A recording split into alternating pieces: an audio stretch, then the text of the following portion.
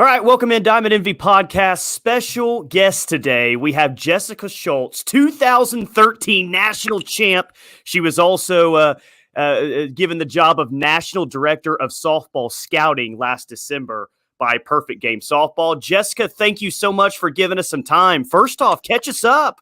What's going on in your life these days? Thank you so much for having me. I appreciate you reaching out. I'm having my first child, so I'm Wow, currently okay. going to have a baby girl in July. Working with Perfect Game Softball, like you said, started there in December, building that brand on the softball side, working with former teammate Destiny Martinez and Kelsey Arnold. So keeping those OU blood, that OU running strong still in our staff, but just giving back to the game and staying involved as much as I can. Something that I'm going to continue to stay involved with. So that's kind of what's been going on with me. Wow, you got a lot going on, and with everything going on, I'm wondering how much do you actually get to keep up with OU softball? Do you still get to watch and listen to the games, or Oh, you may be a little too busy these days? no, absolutely, absolutely. I still, keep up with the group text of former teammates that we make sure that we're fully invested with the games. I think they're having an amazing year, so I've been trying to keep up as much as possible. I'm actually headed out there this weekend, so going to go watch them take on Iowa State. So I'm excited. Well, they just suffered a loss last Saturday against Texas. Hmm. And I think it's interesting because it was very similar to last year, right? They Hmm. start off the year with an amazing winning streak. They lose at Georgia. And they, not that they weren't right before that, but it seemed like they really started playing their best softball after the first loss, obviously go on and win a national championship. Is this team going to do the same? Like, do you see the same characteristics of this team that last year's team maybe got a lot tougher after suffering that first loss? You know what? I do. I think that you've heard Coach Gasso kind of talk all year about this team playing at about a 6 so far Mm-hmm. and not at their top potential. So, I do think the bounce back after a loss and after a big series road loss like against Texas just only makes you stronger. I mean, they've got all the pieces together.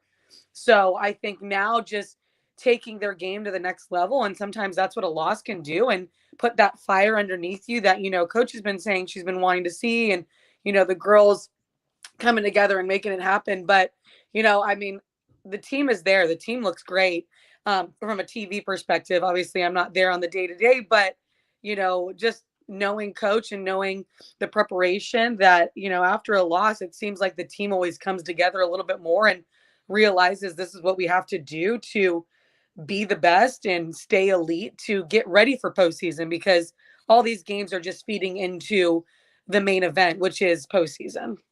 If there was a question about this team before the year, it was how they were going to replace G. Juarez, how they were going to replace Shannon Sell. Obviously, the pitching staff has been great this year. I think they Yeah. still have a sub-1 ERA at this point. What's been your overall impressions of Jordy Ball, of Hope Troutwine, of Nicole May? Oh my gosh. I love to watch them play. Honestly, I think Jordy Ball is just a competitor. Watching her, I watched the first game against Santa Barbara and I was like, oh my gosh, this kid is going to be special. She's a stud. Her presence on the mound is just something like I've never seen before.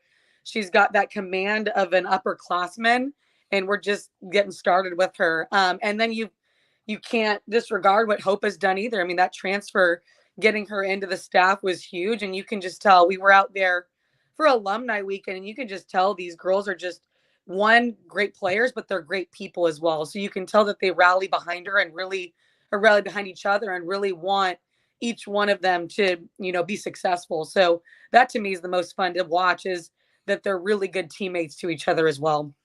Jordy's dad did something really cool recently. She threw another no-hitter recently, I think is what it Mhm. was. Did And she? I mean, she throws so many. I'm just I kidding. know, hard to count. I think she's got like 3 at this point. But her dad goes on social media, and everyone's praising Jordy for how well she's pitching, and rightfully so. But her dad goes on there and says, you know what? What a lot of people don't talk about is, what Kinsey Hansen means to her and her Mhm. progression. I thought that was awesome. As a former catcher, how cool is it for you to hear something like that, the pitcher's dad giving all the catcher credit? And how much do you think that Lindsey Elam, that Kinsey Hansen, how critical they've been to Jordy Ball's progression this year? No, I mean, that's huge. Having two big time leaders behind the plate for Jordy, I think only helps her settle in a little bit better to that big stage. I mean, coming into Oklahoma as a freshman, there's already expectations from you because they're coming off of that national championship year. And I've said it all year. I don't think there's a better leader than Lindsey Elam for these young players to rally behind. And then obviously Kenzie Hansen just a stud and gets to learn from Lindsay as well. So that pitcher catcher battery is just, I think, so important of the chemistry of the game, of the chemistry of the team. And I think both of those catchers do an amazing job. I mean, it's just a different type of relationship than anything else on the field. And when those two positions are in sync, it's really special to watch. I'm curious. Before you were the national director of softball scouting, you were an assistant coach, and you Mm-hmm. even spent a couple of years at OU. What's the difference between playing for Patty Gasso and coaching under Patty Gasso? I think her expectations stay the same. I think she wants championship quality on all levels of the field, and that's what makes her so good, whether you're on her staff or on the field. But being on her staff, I think she likes having OU alumni because we get the system, we get the work ethic that needs to be put in to be a national championship caliber style team. So I think the expectations when you're an alumni for her stay the same when you're coaching with her as a GA. But me, I mean, I wouldn't change it for the world. Me and Coach Gasso still have a great relationship. And she's just one of those people that continue to invest in you even after you're done playing. I mean, you see all these former players still coaching with her, like this year, Sydney Foley's back, you got Salas back. And so it just shows what she does for these players to continue to make them want to come back and invest in her program. So, You're one of the many former players from the state of California. I'm curious your recruiting story and how you ended up like Lauren, like Destiny, coming from California and ending up in Norman. yeah, you know what? It was not, I'm not going to lie to you. Norman was not on my radar being from California. I definitely thought I'm from Southern California. I live about 15 minutes from UCLA. And, being a local Southern California kid, I thought that would be my dream. And, at the time, the USA National Championship for travel ball was being held in Oklahoma City. And my travel ball coach, Tony Rico, was like, Jess, when you're out there, you got to check out Oklahoma. And I'm like, Oklahoma, do they even have cars out there yet? I'm not even sure if they're Wow. driving. I'm just kidding. But no, so I ended up taking the visit with Kaylani Ricketts. She was going to be there at the same time. And I fell in love. I mean, the atmosphere is unreal. Coach Gasso and herself just, showed me a family outside of my family that I knew I needed to be a part of. So once I stepped on campus, once I saw the atmosphere, not only at what they provided for football, but it was that same atmosphere at the softball games of just people invested, people wanting to support the softball team was something I had never seen before. I mean, you've got so many things going on in Southern California that softball kind of sometimes takes a little bit of a backseat, but that's definitely not the case in Oklahoma. People live and breathe those sports out there, and it was a very cool change of pace and a very cool experience to get the opportunity to play for Patty Gasso. Yeah, and I'm curious because Norman not being on your radar early on in the recruiting process, was it a factor at all that you get to OU and Patty Gasso herself has California roots?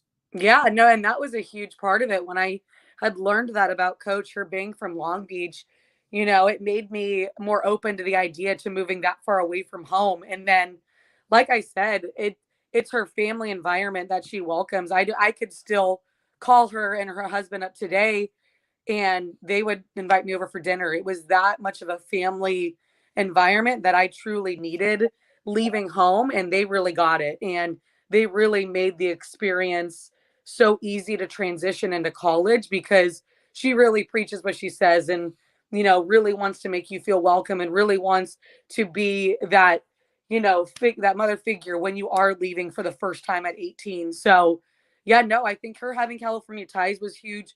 Her, being such a family oriented woman really solidified that decision for me. What is she like as a recruiter?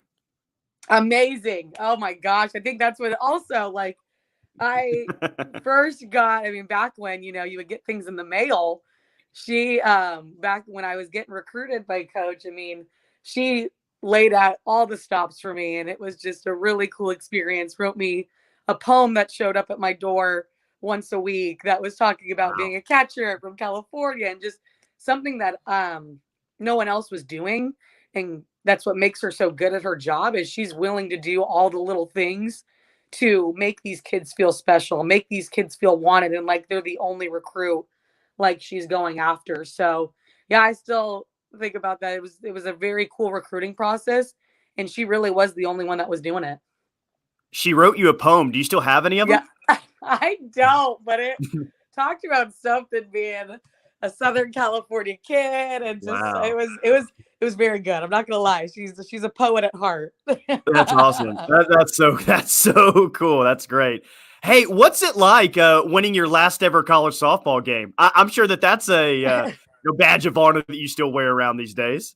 Yeah, it was a great experience. I mean, we kind of like reminds me of this team a little bit where we just, we went in to our senior year, Kehlani, Michelle, Bray, and I, and just knew that, coming off 2012 and losing that game to Alabama just fueled us for that 2013 season and, using that to not be denied that whole season. So it really was like the mission was to get back to that championship game. And, it was a battle against Tennessee and that first game going 14 innings. And, so it was everything was put in place for us, we felt like, for that senior season to happen. And no, it was one of the best experiences.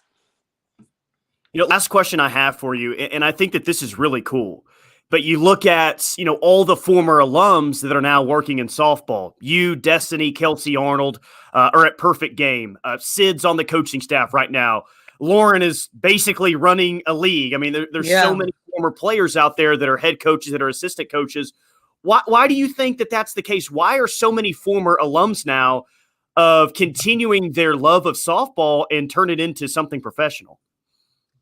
I think it's because I think we love this sport so much. And I think it's Coach Gasso, investing in us as one coaches and as people and continuing to pave that way for us of keeping women in this game. I think that's a big mission for her is wanting, former athletes, her former players to stay invested and, help protect this game for the next generation. So I think that is why you're seeing so many of her alumni because she's the pinnacle of what you want to do for the sport.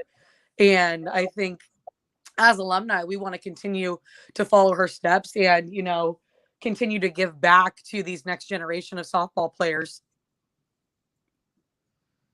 She is the National Director of Softball Scouting for Perfect Game Softball, also a 2013 national champ, Jessica Shults. Jessica, thank you so much for your time, and best of luck moving forward. Have a blast in Norman this weekend. Thank you. Thank you. Thank you so much for having me.